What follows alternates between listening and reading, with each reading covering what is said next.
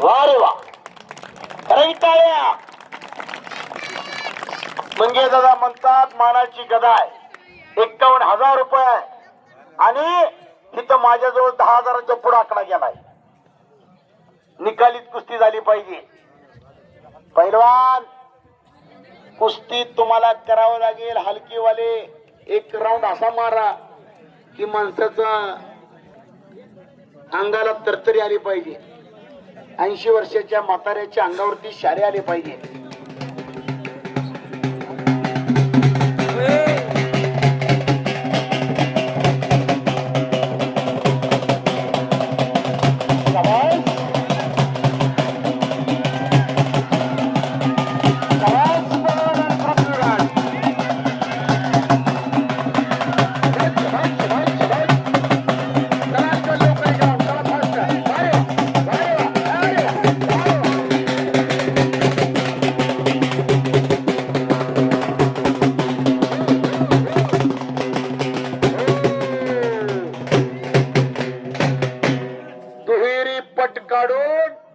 कब्जा घेतला पृथ्वीराजने.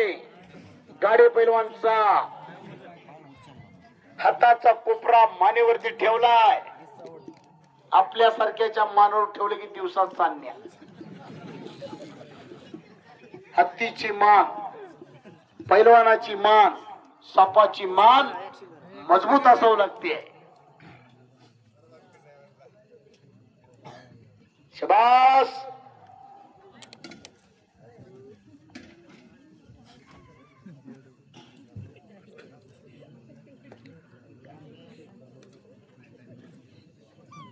प्रेक्षक राजा कुस्ती बारकाव्याने पाहतोय.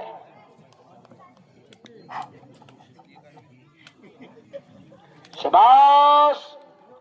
काही घडतंय आता. पापण्या मिटूच नका.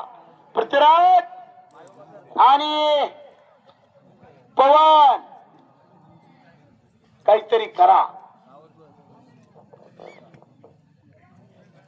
या भागामध्ये अनेक मैदान होतात. त्या प्रत्येक मैदानामध्ये अनेकाला वाटलं पाहिजे पवन हा अतिशय उत्कृष्ट पद्धतीने कुस्ती लढतोय.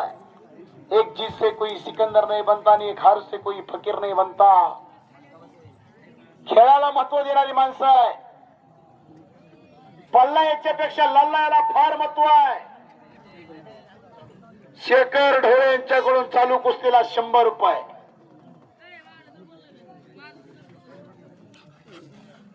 कुछ करके दिखाओ, कुछ बन के दिखाओ.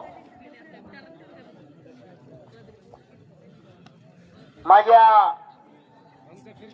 5 वाजता कुस्तीचं मैदान चालू झाले आणि आता 9 वाजायच्या आसपास वाजत आले. दादासाहेब ढवळे यांच्याकडून